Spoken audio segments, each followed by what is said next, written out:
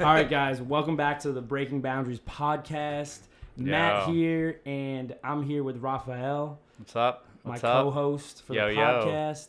Yo. And today we are blessed with the presence of my dude, Alexander Padei. What's up? So he is a musician.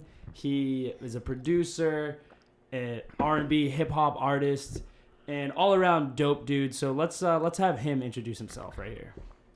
All right, I'm a musician. I'm a what did you say? Push-up expert. Push-up expert. Apparently, yeah, we're talking about that. No, I'm a bunch of things. Yeah, I'm a musician. I'm a producer.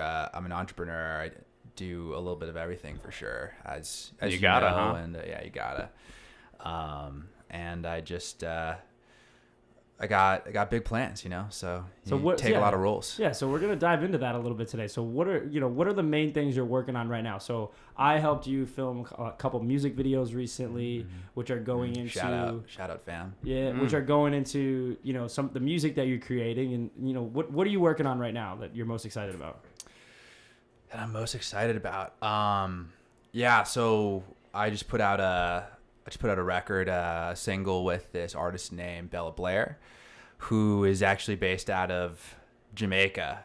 And it was a very random meeting because I was helping her cousin, who's Money Maverick. He's oh my God, I don't want to get this wrong. Oh my God. Which radio station is he? Is he Kiss 94.5? It's Kiss 108. Oh, we'll cut this one out. We'll cut this part out. But anyways, Money Mav, shout out to you. Sorry that I'm forgetting which radio station that you're at, but I was helping out with his music video, and she was there. She happened to be visiting. Is it Amp Radio? No, it's not All Amp right, Radio. sorry. It's definitely not Amp. Because I know Tone Terra over at Amp Radio. Shout out Tone. But basically, we connected over music during the shoot, and you were there for that as well. But I met her and said we should make music, and she agreed, and we did it like 2 days later, and she was gonna leave 2 days after that, so we managed to put together a music video the day after, and then she left. She left for Jamaica, but we decided to put together a big campaign. We just filmed another video, you and me, this dance video with Beat Connections, who's out of Saugus, and they killed it, and we're putting that out later tonight. And yeah, we're just rolling that out, and after that I'll have an album that I'll be putting out hopefully soon. So that's what we're doing on the music side.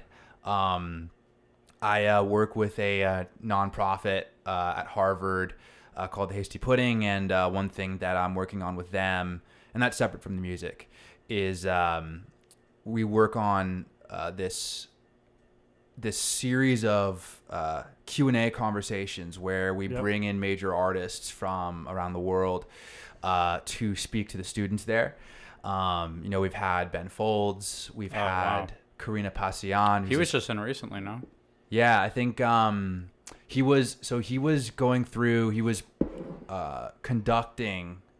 performing with the Boston Pops. Okay. And he'd written something for them.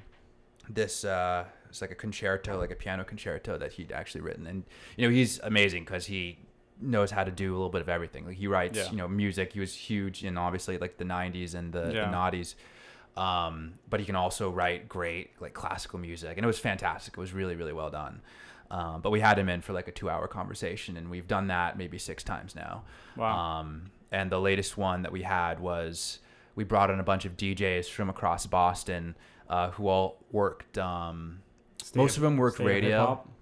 State of Hip Hop, yeah, State of Hip Hop. I was there for that. Yeah. And that was with Killer Boombox, my buddy Brandon, who definitely runs things in a big way in the hip hop scene, And we had, who do we have? We had DJ Chubby Chub, we had Tone Terra, we had Pup Dog, and we had DJ Papadon. Cool. And they, just threw some wisdom down and told the students what it was like to. It was super cool, DJ. man. Yeah, it was great. They just kind of gave their advice and like what they've learned in the music industry, and a lot of people who are wanting to get into that in the area, including Alex, were there for it, and he was hosting it, which was really cool, and I was there filming it. But yeah, so basically we're talking to people in the Boston area right now who are doing creative things and kind of pursuing these, maybe they could be considered alternative career paths. So, you know, like, yeah, how do you feel about Boston right now and like this whole area for, you know, whether it's a music industry or just like this whole creative scene right now? Like, how do you see it? Like what, in terms of how much it supports creativity, or or just like, what are your thoughts? What does it mean for you to be here right now as an artist in your field? Hey, I mean, it's a good question.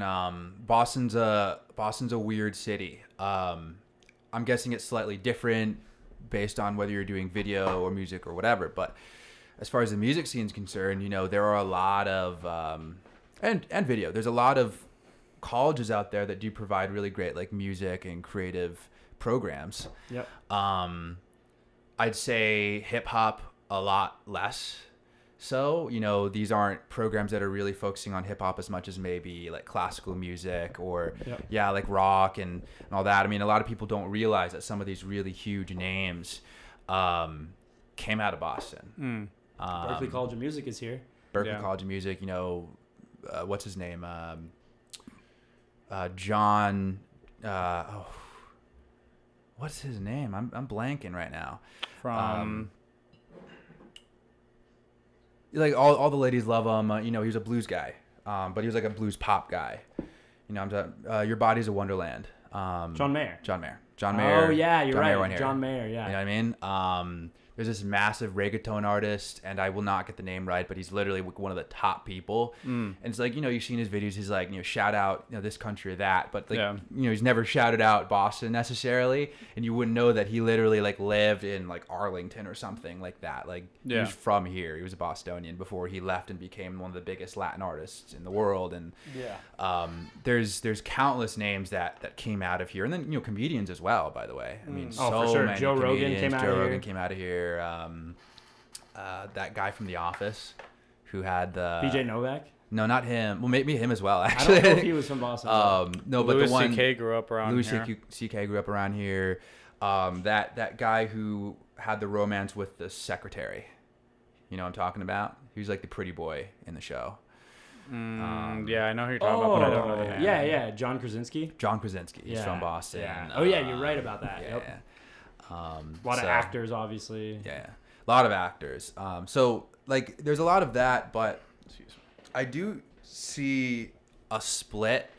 I was talking about the hip hop earlier. Like, I think that there's a lot more acceptance of, I mean, dare I say, like, you know, white forms of entertainment. And you see on the ground, like, a lot of venues and clubs are like, they actually make decisions that suggest that they're afraid of what would happen if they brought hip hop really into their space. Oh yeah.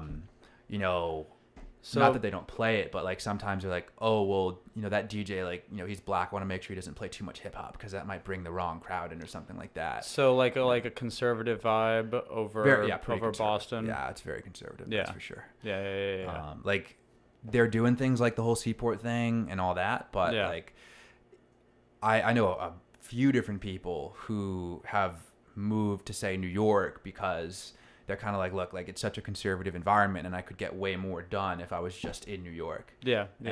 I mean, I myself, like, I go to New York all the time. You know, I have a partner in crime, sort of like the 40 El Shabib to my Drake. Who's a great mixing engineer over there. And, you know, he and I work on records a lot at his studio, which is a huge blessing because I certainly it saves a huge amount of money, and, you know, we grow together as creatives doing that. But there's also a lot of networking that I do, you know, in New York. Of course. You know, as somebody who does want to become a national, international artist, you know, like, that's where eventually, like, I'll need to go. But that doesn't stop me from trying to, you know, do things that really do benefit Boston. Like, part of what I try to do is make stuff sometimes in a deliberately low resolution way, but still have it look sick. So I can say to somebody, look, like, you could make a music video with a cell phone, right? Which we did. Like, you and I did that. And that's part of, like, what I want to express to people in Boston, because I think that there's a lack of sort of independent capacity there's a lot of people that are like waiting for things to happen. Yeah. There's a lot of artists. You can't. Yeah. And that's just not the way that it goes. Yeah. That's what we were talking about today. We recorded a podcast earlier, and it's just like you got to create your own luck in a sense. Yeah. You know what I mean? Right. You got to make the connections and build that network, build that talent pool like with the people around you. Yeah. Whether that's in Boston or whatever, Chicago, or wherever you're at. Yeah, I would say that. I moved here at the end of May. Mm-hmm. And I have a family here. I visited Boston often growing up. And I think, to throw out like a completely unrelated like comparison, but it's kind of like seeing like a Netflix rating of a television show before you like actually watch it. So if it says 71%, you might be like, all right, I'll watch it, but like it's 71% probably what I'm gonna like, Right. So you're already going in with that kind of like, that's kind of how I felt based on the amount of times that I'd visited Boston growing up, that I was like, would I shoot? And I don't know if you've seen my work, but like, I mean, especially in college, it's kind of tamed down, I would say, a little bit in the last year or so since graduating, but like always pushing the edge. I mean, people like hanging with blood and nudity and these things that really like convey to me what like our youth culture, like with stress and anxiety and depression and addiction and a lot of these things that I've always wanted to kind of like scream in my photographs. And Boston is not the easiest place to do that, I've found. And I kind of had that like preconceived coming in. And so on the one hand, it's like, since you don't see it here, you almost feel like I'm going to be a fucking pioneer, like then I'll bring it here. And then on another hand, you're like, well, but everybody is wanting to work together and create that stuff in New York. So it's like, okay, well, shit, you know what I'm saying? Just a little more open-minded or a little bit more diverse. More people that are ready to like kind of step outside the box. Yeah. And then this overcast conservatism that makes me feel like, oh shit, like almost afraid to like ask like, well, would you do this? Fucking a little crazy. And to me, it's like more like, this is a little bit what I do every day, but and so I can definitely relate to that feeling of it, of just feeling like, well then this is gonna be the first fucking hip hop joint like Denmark for Steve Aoki back in the day or something like that. This is gonna be the first place where like the warehouse or the abandoned whatever that like everyone's gonna know is gonna be where the shows are, or being like, shit, but over here, So I mean, can you touch upon that a little bit as far as like, have you gotten those feelings or thoughts before where you're like, shit, you're going to bring the soul to where the soul isn't? Yeah, I mean, I think when, like, the earlier or the closer to nothing that you start at with something, like, the harder it is. And I get the sense that, like, when you go to a place like New York, there's so many different dimensions, there's so many different things going on, like, or even LA, same thing, like it's spread out more, but there's a borough for everybody, right? There's a group of people that fit with what you're looking for everybody. And like what I've begun to realize doing all this stuff and putting together campaigns and companies and all these things is like, it's all about the team, right? It takes two people, as they say, to start a see, I'm like missing words today. Start a movement. So that's the process that you have to go to, and that's like universal, no matter what you're about to start doing, whether it be a company or like some record or whatever, And in Boston, that process is a lot harder. And I also have this theory that anybody who has the capacity to like be the one who's like, yeah, like I'm gonna start this, I don't care, would be the same person who's like, well, I might as well like move to the place where that's gonna be the easiest, Like, why would I shoot myself in the leg for that?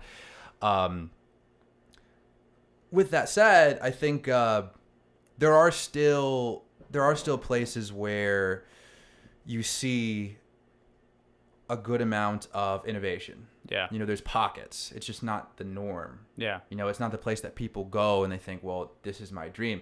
And, you know, with good reason. I mean, look, like the entire social structure of like Silicon Valley, for instance, is designed to allow like new ideas to flourish. And that's something that goes back all the way to like the 90s. I mean, back in the 90s, it used to be Route 128. It used to be here. Yeah. That was where all the technology was focused. That's where all the huge conglomerates were. But part of what happened there was those companies, you know, as they got more and more established, they started to get more defensive. So they're like, well, you know, our CEOs don't have lunch with each other. Like our employees don't either. Like we have a lot of trade secrets and things like that. Yeah. And you started to see people over in what's now Silicon Valley doing the exact opposite. They're like, oh, well, we're just like a bunch of people who like, you know, we're doing stuff in our garages and all that stuff. We're still friendly with each other. You know, like Steve Jobs and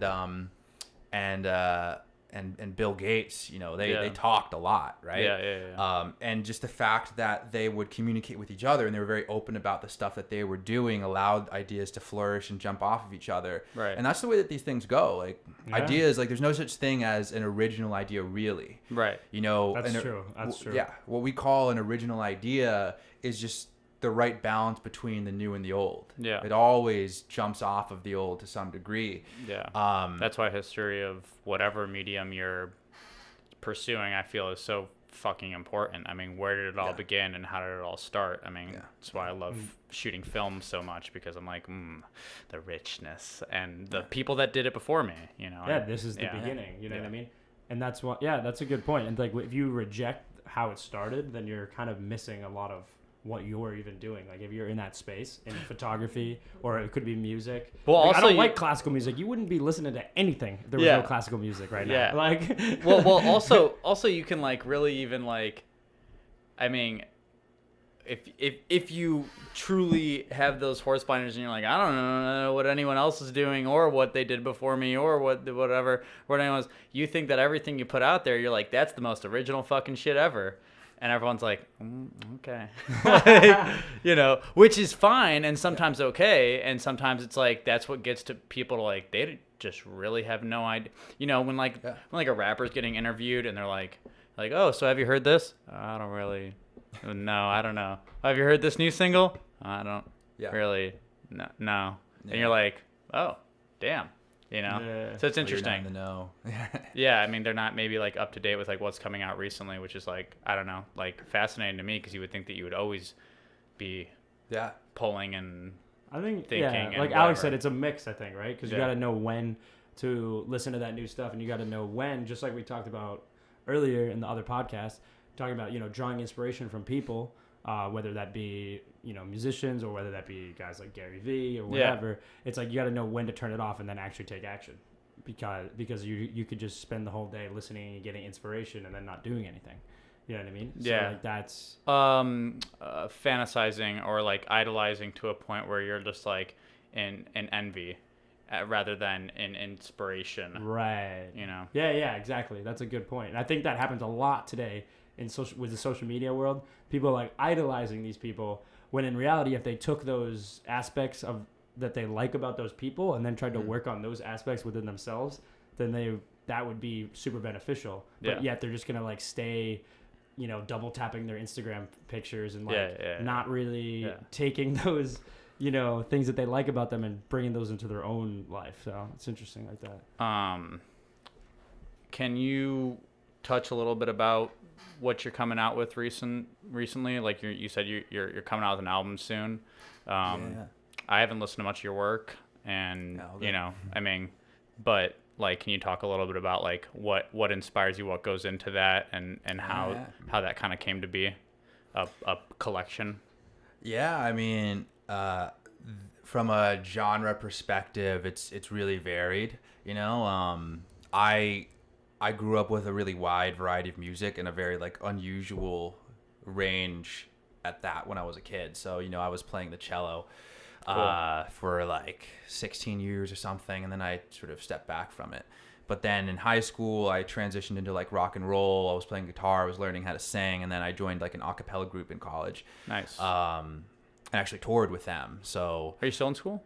No, I'm out. Yeah. Where did you go? I went to Harvard. Cool. I graduated winter of 2017. So almost 2 years ago now. Okay. I was May of 2017. Hell yeah. 17, dude. That's that's the year. 15, bro. 15. oh, okay, whatever. Well, no. So I was social class of 15, but I graduated. He's my exact age. Yeah. Oh, okay. So I'm 24. Right. Hard. But I took extra You're a little time. younger, yeah. You know, Yeah. I took time off. But yeah, so like my background came in bits and pieces, fits and starts, and like when I was about to enter college, I actually went to my uncle's over in San Diego to just visit him, my aunt, my cousins, and he was a big house guy, or more of a big trance guy. Oh, he had this cool. like massive surround sound system. He worked for Sony, and they gave him like cheap equipment, I think. Nice. And he played me this incredible song, and I still remember it. It was called Amsterdam by Luminary. Yeah. It was Another like, one. 8 minutes long. Yeah. You know what I'm talking about. And it was dope. Like I loved it and really sort of fell in love with it right then and there. And I just happened to walk into a Best Buy and found this like $40 DJ software called Virtual DJ, and started DJing on my laptop, and started trying to throw parties and stuff, like stupid stuff, when I was in college. And I finally decided to just go in on a couple of speakers, like serious speakers and entry-level DJ equipment. And I thought I'll probably pay for this by getting DJing gigs. Yeah. And I was really terrible. Like I actually I started a nightlife company just so that I could DJ these parties. And I remember putting out a form for the first party we did where I asked people like, "Oh, what did you think about the DJing?" And I had my buddy open for me, and everybody was like, "Oh, the guy who opened was sick," and like that second guy was terrible. The reason being because I just wanted to play house music. Yeah. And I was like so proud of being a house guy. Yeah. That I got offended when anybody was like, "Oh, well, could you play this or play that?" Yeah. But one day I was actually, like, fast forward maybe a year, I was invited to DJ to open for this guy named Clinton Sparks, who's like a hip hop guy, and they're like, "Look, like you can't play house. You can't play house music. Like you have to play hip hop." So that forced me to spend a week. Like I picked the top 100 hip hop songs and just like played around with them and got used to them. Yeah. And that was it. Like I just loved hip hop. I literally accidentally fell in love with hip hop. That's dope. And that's the go-to for me. Hip hop, R&B, that whole thing. Like everything that emanates out of that is the center of what I do now. Very cool. With the exception of reggaeton, which is, kind of somewhere else. Sure. But now it's hip hop, R&B, reggaeton, and like sort of everything in between. With this extra context of all the other stuff that I've done in the past, which is a really great thing because it's made me extremely flexible. Yeah. Extremely flexible as an artist. So, I'm doing this reggae track with Bella Blair, but I have some sort of poppy / reggaeton stuff coming out too. So like Caribbean versus Spanish, which are two different things. I've put out hip hop tracks in the past. I've put out R&B tracks in the past. The album that I'm talking about is on the darker side. It's sort of like that, like when Drake does R&B, that Toronto sound, Majid Jordan, Division, some of the darker stuff by Chris Brown, that sort of thing. Miguel, you talked about. Miguel is yeah, absolutely. I missed his concert. I'm so pissed. So that was recently. That was recently. Yeah. So like what so you talked about how that first guy was great and that second guy was trash. What was kind of going through your head when you were doing all this? I mean, were you like, I'm gonna fucking like sky's the limit, or like you were kind of like, I mean, I guess I'll fucking do some events if I want to afford this, or were you like, man, if my stuff's bad, does that mean I'm ever gonna be good? Or like, yeah, it was your mental. It's so funny process. because I actually didn't even see the results of that form until like 3 years later. So when I saw it, I was laughing. Oh, okay, I was yeah. like, that's so funny because it's so true. I really Yeah, did suck. sure. Like, Yeah. you know what I mean? Yeah. So that there was an irony there because I remember at that point being so excited about house music and thinking like, oh yeah, like I could absolutely do this. I could be dope at this. and I'm still convinced of that. Like I'm, Yeah. to be honest, like I'm still convinced like, oh, like I'm the dopest DJ out there. Sure. But that's also supported by the fact that, every time I DJ, people say like, that was phenomenal. That was really good. Yeah. You get a lot of compliments. The interesting thing about the way that I go about my creativity is that I'm like super messy about it. So, there are DJs out there who are mentors of mine, like DJ Tontera, DJ Papadon. They have multiple years on me, and for sure, like they're at least as good, if not better, than me when it comes to playing to the crowd. But they also have, I'd say, a precision about them. Whereas with me, it's like, I'll mess something up, or like I'll spin the record and it's like too loud and it's a little jarring, like here or there, and I'm still like that. I don't really seek out the perfection. And I think that the reason why that is because for these guys that I really look up to as DJs, but also maybe as producers or like you as a videographer or whatever, like oftentimes I enter these spaces as a guest. And I know that, I know that I'm not necessarily going to be I'm not necessarily going to be like the greatest DJ of all time. I'm looking to combine these different skills into like one person. And that's something that I've done just historically, like I learned how to do this and then I learned how to do that. I'm a DJ, I'm a producer, I'm a recording artist and all these things. And the dream for me has always been to go like either the DJ Khaled route or the Pharrell route, or who's the last guy, like the Prince route. Like those are three characters who go about creativity looking to do as many things and learn as many things as possible. With DJ Khaled, he takes that top level approach. Because back in the day, he was absolutely the one creating the beats and making the records, but nowadays he has this team around him. And when people say, oh, like DJ Khaled isn't doing anything, I actually get a little pissed off. Oh yeah, of course. Yeah. It's like, actually, like when he says he's the one who like put the record together, like he actually means it. Like that's not a joke. Yeah. He's the one who found the talent. He's the one who decided, this is the guy who's going to be on that. This is the beat that we're going to use. This is the singer that's going to be, and he has all these resources in terms of relationships as well, to make the music videos happen. That really is a brainchild of DJ Khaled's. Yeah. And I have immense respect for that. Hold on for a second, guys.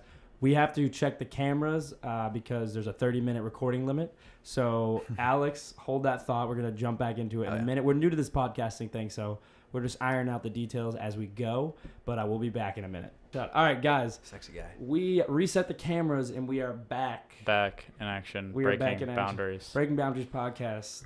And we have Alexander Padei, a.k.a. Alexander Padei. And yo, that's a sick last name. Yeah, why don't we jump back into what we were talking about? I think you were talking about DJ Khaled. Yeah. I mean, he just has that top level approach. Like he's one of sort of three people that I really look to for that style of creativity. Yeah. With Pharrell, like, I mean, it's sort of similar. Like, I mean, he was the one who designed, for instance, the campaign for Happy, right? Like, he comes up with this record, which, by the way, I'm sure he came up with it in 4 hours. I have no way of knowing, but like, I guarantee you, he came up with the song in 4 hours, and he's like, wait, like, let's do something that just completely tugs at the heartstrings of everybody around the world. Yeah. And that takes casually. Yeah, I mean, but it takes a certain level of, I wouldn't say fluency, but ability to communicate across many different creative lines.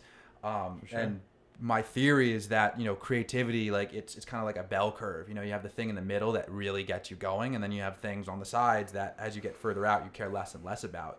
But, sort of jury's out for me, like in terms of music, which particular thing I care about the most, but I know music's the thing I care about the most. Yeah. And then you have like, videography and like photography and like public speaking. I do some of that stuff, and, business and marketing, like those are all sort of coming together. And I like engaging with all of those things, to varying degrees. So, I use them. And I can see it in the future where, things get serious, and because I have the capacity to use these different skill sets and communicate with somebody else who's much better at editing or video or photography or whatever than me, I'll be able to move forward really fast. And that's, yes, that's also been based on just out of necessity, you know. It's like, okay, do I want to spend a bunch of money on this? No, I'll just do it myself. Yeah. But it's been extremely satisfying to actually learn how to do these things. Difficult, sure, but it's been pretty satisfying learning how to do these things too. With that said, what do you think about, or how do you approach something like building a team? Building a team of people that have the different skill sets that then combine or coalesce into something that can really create a movement or create something really special. So like, how do you approach, or how do you think about building a team and the importance of it? I mean, it's critical. So that question's easy. It's super, super critical. The way that I do it, generally is like I invite people over time to get more and more involved.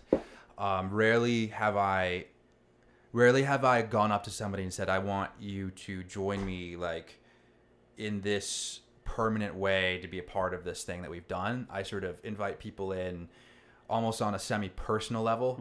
I mean, you know, the way that we met is I met you almost by accident through our buddy Andrew, because he mentioned that you wanted to do video stuff, and so I said, come along for Harvard Yale when we went to Harvard Yale last winter. And then I reached out to you and said, hey, like I do this thing called masterminding, where the people involved in the mastermind meet every week. He was telling me about this. Think and Grow Rich. Yeah, very the whole cool. Think and Grow Rich thing. And then they audit each other on their week, and they help brainstorm ideas for each other. And like, it's great to have people who are doing different things, because then they can come with a different perspective. And I have 3 different people that I currently do that with. The most I've had is probably 4 at a time. And you know, that's reaped some huge benefits, to be honest. Like, the main one being, you know, you have a boss essentially, you know, on your own terms, because for guys like us, you know, we're trying to not do the 9-to-5 job, but it's like, okay, well, how do you maintain a high level of productivity when it's just you? Because it's really hard to be right. It's hard to be unbiased. Right. But what has happened, it turns out, is that with each of those experiences, it's naturally turned into something where they want to get more involved. And I work a little bit on like their projects. They work a little bit on mine. So with that said, you know, that's closer to maybe advisory, with a smaller level of like, how would I put this? Like, material help. Does that make sense? Like, of course. Like I wouldn't say that I have a manager right now per se. I wouldn't say that I have like a director of marketing per se, or a director of sales, but I have people who fit those roles and who answer my call whenever I need help and say either this is how you can do it, or yes, I'd be happy to take some time out on a case-by-case basis to work with you on this stuff. And like fill maybe multiple roles, right, you know, in the process of doing this by, you know, being, you know, could be helping with marketing in a way, or helping with mentorship, or, you know, management. That's huge. I mean, that's really big. I know for myself in the beginning, I spent a lot of time trying to reach out to people and go, hey, I just picked up a camera. What do you think of this? And what do you think of that? And looking back, there were friends that just knew a little bit more than me that helped me out a little bit. Yeah. But I got so many no responses that I was just like, you know what? Well then, fuck. I'm gonna just do this thing. But I spent a good year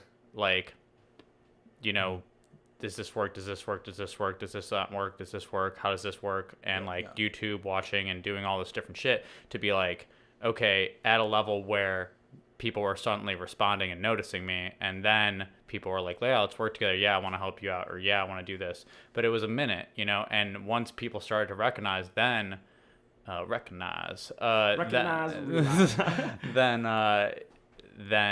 wanted to help out. But it's really important. I mean, so important. And really just having people around your area to be like, hey, what are you doing? And what are you doing to continue to make it, to not, like you said, have that 9-to-5 job. I mean, and just, you know, have people holding you accountable, right? That's mainly what it is.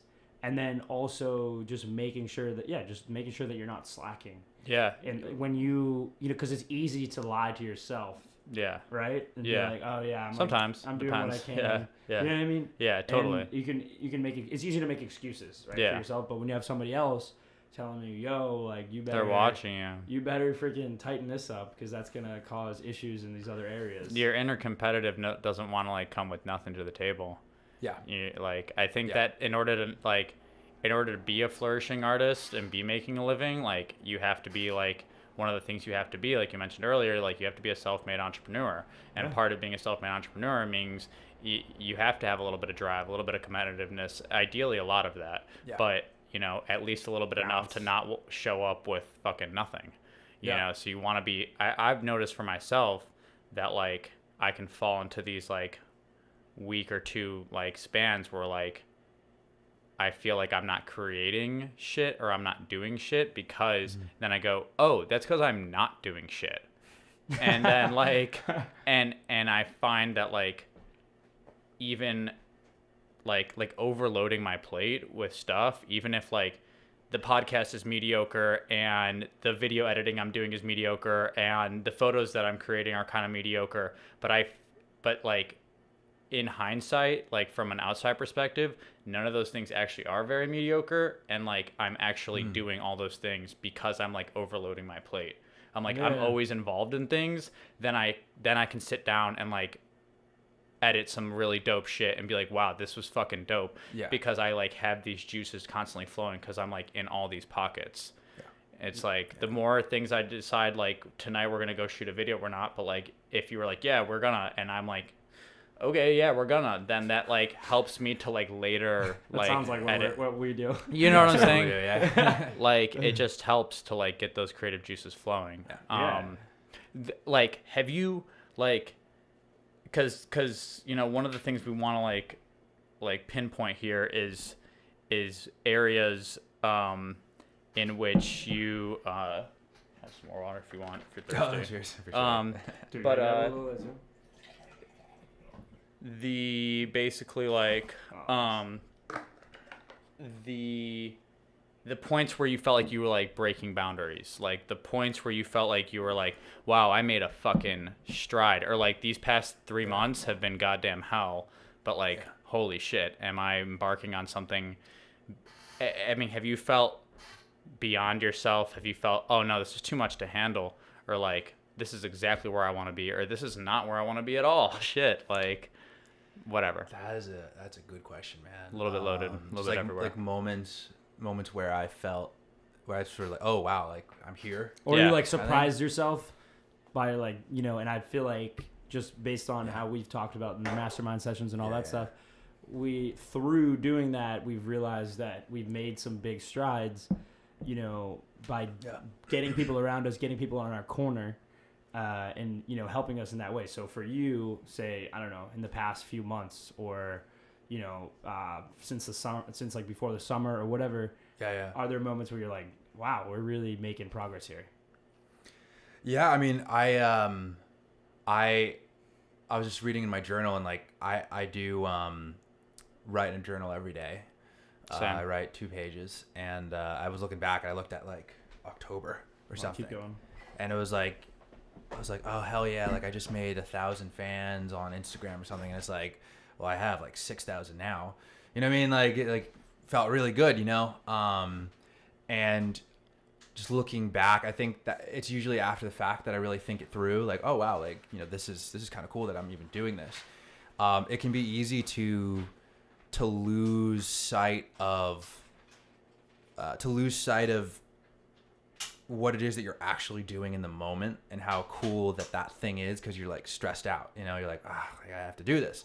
But even, like, last Friday when we were filming, you know, we had, like, 6 really talented dancers, or 5 rather, really talented dancers, Beat Connections, based out of Saugus. Like, you know, they're doing this video, and we're looking at the footage like, oh, this is going to be, like, really, really cool. You sort of, like, think to yourself, like, well, this is way further than, you know, what I was thinking of doing, like, even just a year ago. You know, we have this full campaign. You know, I'm working with an artist who has, like, 100 times as, not 100, but, like, 20 times as many views and followers as I do. Like, clearly aiming up, but aiming up successfully. like you can feel the upward trajectory and you can feel the potential. And I think that oftentimes, when it comes to building a career as a musician, it's a matter of like building the resolution of what it is that you're trying to do. Certainly that's been the way that I've approached it. 'Cause like, I started out just like making crappy little beats, they sounded like they were made on GarageBand or whatever. And like over time, the scope of what you're doing increases, the quality of what you're doing increases. Yeah. And what you feel comfortable doing before you're like, oh, well, should I really be doing this? Like that increases.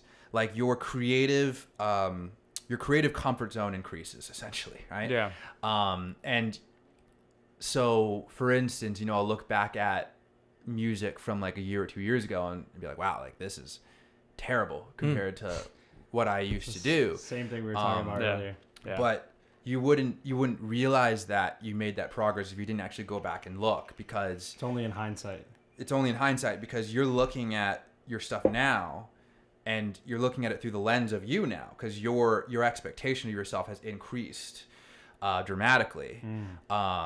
So it's like, I don't know, like if you just started an Instagram account and you got 50 likes the first day and you're like, oh, absolutely awesome. 50 likes is way bigger than the 30 that I was expecting. Yeah. But if you got 50 today, you'd be disappointed because it's like, well, I want 100 or I want 200 or whatever it is.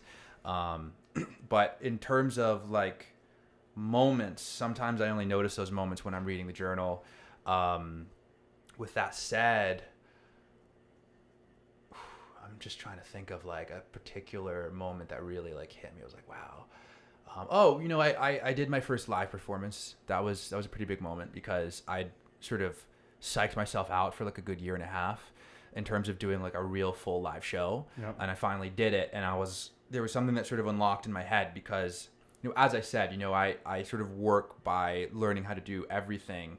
But I was preventing myself from like doing shows and like pushing that side of things and really representing my music. 'Cause I was like, well, I don't feel like I'm ready to perform. I need to figure that out somehow. I felt the same way. Yeah. So by actually performing, and the performance went really, really well, by the way. Yeah. So it was a classic case of like, I should have done this 6 months ago. Of course. The music had been ready for a very long time, but I held myself back in this particular dimension of what I do. Sure. That when I finally let go of it, let go of the fear or whatever, I had this realization. It's like, well, this could be it because I can't think of anything else, because after that point, it's like, it's just a matter of scale. You know what I mean? It's like, yes, I know how to do this. And in fact, that's been consistent across all the things I've learned. Like for instance, learning how to rap. The way I learned how to rap was I like wrote poetry in high school. Yeah. And then I learned how to do public speaking in college, and then I put them together. And there was this element of like, theoretically, I know that I could definitely do this, but then it went from theory to applied. Like I do this. I am a rapper now. And that was a very quick, sudden switch for sure. It's just like, I'm a rapper now. Which, by the way, like that feeds into what I said earlier, which is like, okay, I consider myself a guest in a lot of these things, because, again, like I've only been a huge fan of hip hop for like 3 years, and compared to somebody else who has loved it since they were born or whatever, like, you have to like defer to other people. Oh, you're one of those people. Oh yeah. And my love for hip hop is very, very deep and very strong, but again, like I also love all these other things. And for me, ultimately it's about, creating, it's about expression and all that stuff, just in general. Yeah. I would never say that I don't care.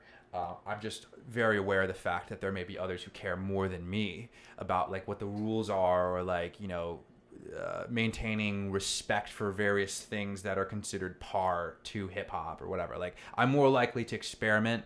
I'm more likely, like for instance, when hip hop just started bringing in R&B singers to do the hooks. Yeah. Everybody was like, oh, that's whack. Like, that's dumb. Like, why would you do that? I would probably be one of those people that's like, oh, that's kind of cool. Yeah. Like, because I wouldn't care as much about, oh, this is the way that it's been done. Like, I've never cared about, like, this is the way that it's been done, because, I just keep on moving around and doing all these different things that I'm like, whatever gets the job done, is what I'm going to do. So yeah, I mean, I think whenever I realize that I can, not just theoretically, but actually can do something new, it opens up an entire like dimension of possibility that's really satisfying for me to move forward. No, that's what I want to touch upon too. Like when you did your first live performance, right? And kind of talk about like what you mentioned about kind of the fear of that, or the fear of actually doing it. Because I think a lot of times it's like everything that we need, we already have, essentially. Like anything that you want, you already have. It's just kind of how you shift your thinking around it. Yeah. And your fear is a big deal with that too. So, you know, maybe I'd like to hear a little bit more about that. Like how did it feel when you actually did it? And maybe how you built it up in your head. It wasn't really such a big deal, maybe. I don't know how you think about it, but I think that can be what holds a lot of people back, is the fear, and a lot of it's in your own head, and it's not even real. It's just this like pretend, hypothetical, it's like basically I think about it as all these things with like fear or like worrying is like using your imagination in the wrong way. Yeah. Like you should use the best way to use your imagination is to like create all this like infinite possibility and all these things you could do, and like, these positive things, how you can like change your life or help other people. And then the fear and all that is like, or worry is like using your imagination in the opposite way. How can things go wrong? How bad can I fuck it up? Type thing. So like, we're on time, by the way. We have like 2 minutes. Okay. Just letting you know. Yeah. But well, that's cool. Like, that's a warning. Like right. Yeah. Oh, my bad. So I mean, my answer to that would be the way. I think that the way that fear comes out for me is procrastination. Yeah. At the end of the day, like that's what it is. So much. I was super lucky to read to identify and read this book called the War of Art. Yeah, great book. Such a good book. Fantastic book. Stephen Pressfield. Yeah. So he talks about what it means to be a professional, and part of that is just like showing up every day, and also like not taking your work personally. And when I am procrastinating, it's generally because I am taking the work too personally, because it's like, oh well, I'm worried about like what people will think. Is it ready? Maybe there's something that I didn't like about it that I want to fix, but then I'm procrastinating on fixing that and all that. And then there's records that'll like sit in the library for like months before I finally come back to them. But when I have an opportunity to be forced into doing something, I'll generally do it. Yeah. For instance, I was the marketing director for TEDx Harvard College back in 2016, 17, I believe. And at some point somebody was like, hey, like you're a pretty good speaker, like why don't you be the MC for it? Which meant that instead of giving like one 18-minute speech, I was giving 18 one-minute speeches to like introduce people and like joke around and pass the time. But it was intense. It was like, okay, speak in front of like 1,000 people. And I'd actually been taking some public speaking classes and improving my speech and all that stuff, but it was still like, oh wow, really? Like, so what I did was I actually just immediately said yes before like, the fear kicked in, and then it was like, well, it's too late. You can't, now you're already, but people don't realize like how real that is, and how like the people that they look up to, they go through the exact same thing. I mean, oh yeah, of course, they have to go through that. Martin Luther King talks about that situation. He says like, honestly, like they asked me to do this, and if I hadn't said yes within 5 seconds, I would have said no, because I thought to myself right after, well, wait a minute, like I'm way too young, I'm not the right guy for this job. So he talks about going through the same exact thing. And I remember feeling that the first time, and then the second time when they asked me to do it again, they're like, you did a great job last year. We'd really like for you to do it again. And I was like, I really don't want to do this, but yes. Yeah. Like that's what was going through my head. In my head, it was like, no. And I just said yes. And that forced me to do it. Right. And I had that under my belt when these people just hit me up randomly and said, hey, we've heard your music. We really like it. We'd like for you to perform. So same exact thing. I was like, I don't want to do that. And then I just typed yes, absolutely, into like the DM on Instagram where they hit me up. And the way that I dealt with that was slightly different from what I'd done before. I actually texted my mom and said, would you get like 6 people together and tell them to come by the night before my performance, Yeah. so I can do a test performance? Yeah. So yeah, and so I let the fear play out there. Yeah. I did a test case, and I'd actually told myself for the last year, like, when I finally perform for the first time, I'm gonna do that. I'm gonna do a test case so that I know exactly what it feels like. Totally. And thank God I did. I mean, even with that performance, everybody said, "Oh, you did a great job. That was phenomenal." But you know, I felt way better doing the actual performance when I showed up the day after. So yeah. Yeah, no, that's just one more thing before we wrap up. But Sure, man. based on what you said, so last winter I got asked by my university that I went to, that I graduated from, Worcester State University, shout out, my alma mater. So they asked me to come speak at the Communication Honor Society induction ceremony as the keynote speaker. And I was like, at first I was like, really? You want me to be the keynote speaker? Right? And it was because, you know, I don't know, I started doing media, started doing video, and I kind of labeled myself as having a production company, which it really technically at the time really wasn't, but it appeared so. Yeah. And so they wanted me to speak as like, I started a production company and all this stuff. And I was like, at first I was like, wow, I don't know if I'm ready to do that. But I said the same thing. I was like, I'm doing it because I need to level up, and I need to, whenever these challenges come in where you can definitely improve yourself and that scares the shit out of you, that's what you need to do. So that's what I went to it. I prepared for it. Same kind of thing for you as your music performance. I practiced in front of my sisters like a bunch of times. And then I just, like, the whole way driving there, I was nervous, but I was like, you know what? I'm going to kill it. I'm going to kill it. Like, and I just kept like, and then I kept repeating the speech and stuff. It was all about adapting. And I mentioned how I lived in Korea, and that was all about adapting, and any kind of career you want to get into, it's about adapting and learning and growing and all that. So then those are my themes for the speech. And then afterwards, I felt like I did really well. And afterwards, like, that you looked like Steve Jobs up there or something, because I didn't go with the podium. I just went like in front without the microphone. And I just was like, I just felt like I needed to kill it. So that's just, you know, based on what you said, I think it's really important to make sure that when those opportunities come where it's something that you can do to level up, and just really something that scares the shit out of you, but you know you have to do it. And if you don't say yes or you don't go through with it, then you're just being a coward.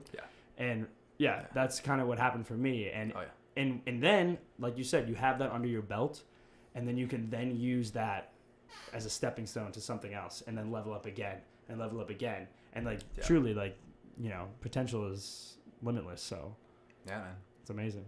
But anyway, so let's Alex, you have anything else to say before we sign off? You have a chance to say it again before for the last little clip, but anything else you want to talk about on this topic?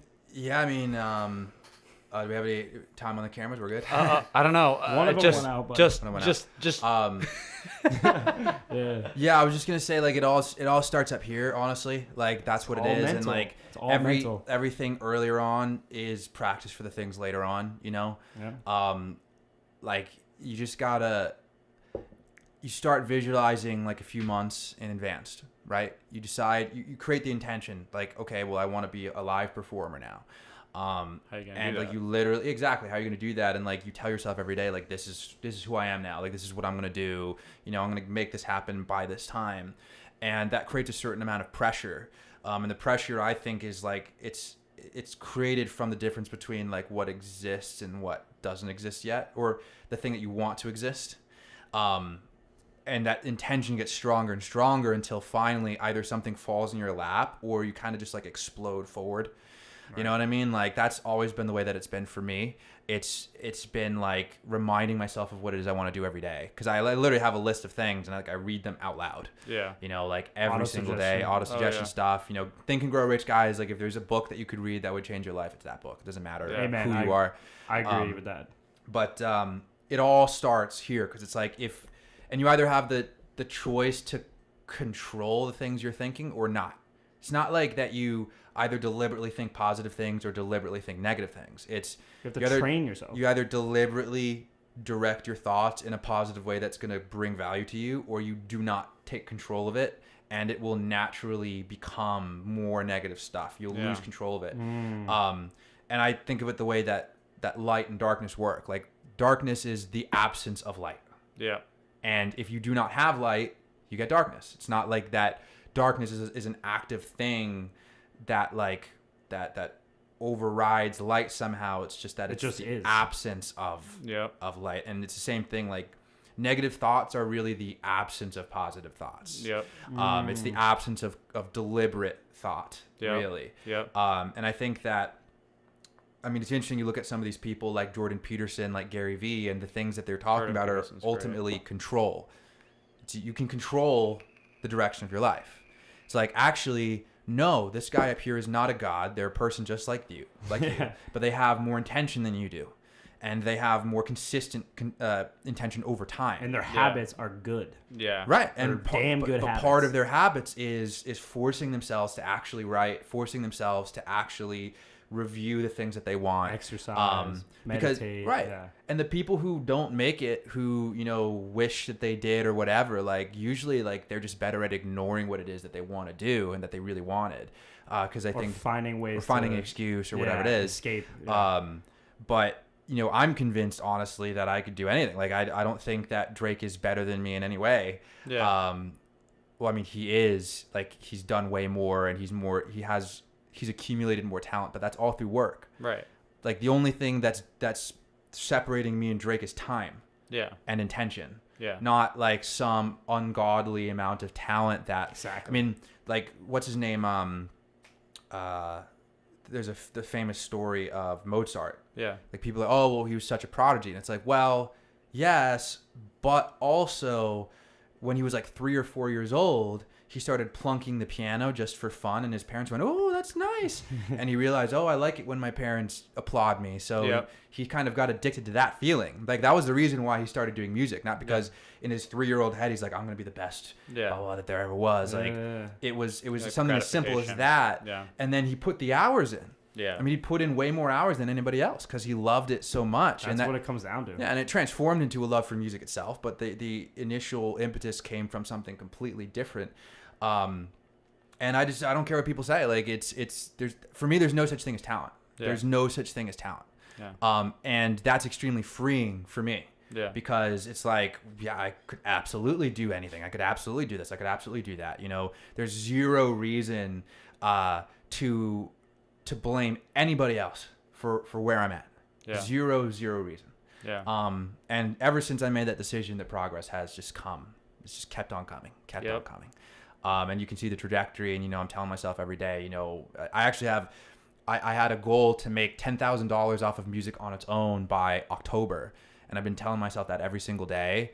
And just recently something came to be that like, I'm legitimately going to make that happen. Yeah. And there was an inkling in my head of, oh, well, you know, I wonder if this is going to happen. But I just kept on telling myself every day. And then something literally fell in my lap because I was just pushing forward and kept on doing things. And that's how it goes. Real. You know, like it's like magic. Yeah. It's really like magic. But like, but yet it's not because you have the intention. Yeah. You know what I mean?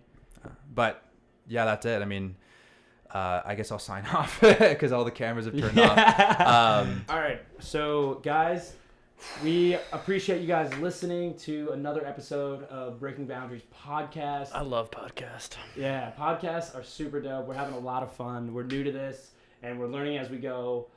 We got a bunch of cameras rolling, getting different angles, and we're learning about the audio equipment, but it's a ton of fun. I just love having conversations with people. That's really what it's all about. Hell yeah. And yeah, Raphael, how do you feel? I feel fucking great. I feel great. I feel inspired. I feel like I'm already learning so much just on the first couple episodes about other people, which has helped me learn about myself, which is a lot of what I wanted to gain, but also sharing what we're going through with the world is really important to me. So I've been having a blast, and I think we're capturing some pretty quality stuff. Hell yeah. Amen, brother. And I want to just say thank you to Alex for being on the podcast, sharing his wisdom, telling us about the music industry and all the music stuff that he's doing and beyond. And yeah, I'm stoked to be around people that are just killing it and that are really motivated and really, admitting that they have areas where they want to improve and really just having a lot of intention and just bringing those ideas and that energy to life. So I just love it. It's amazing to me. And yeah, guys, we appreciate you guys watching. So we'll have all the links down below. Please drop us any comments, any suggestions, anything that you want or anybody that you think we should interview. Please let us know. We love hearing your feedback.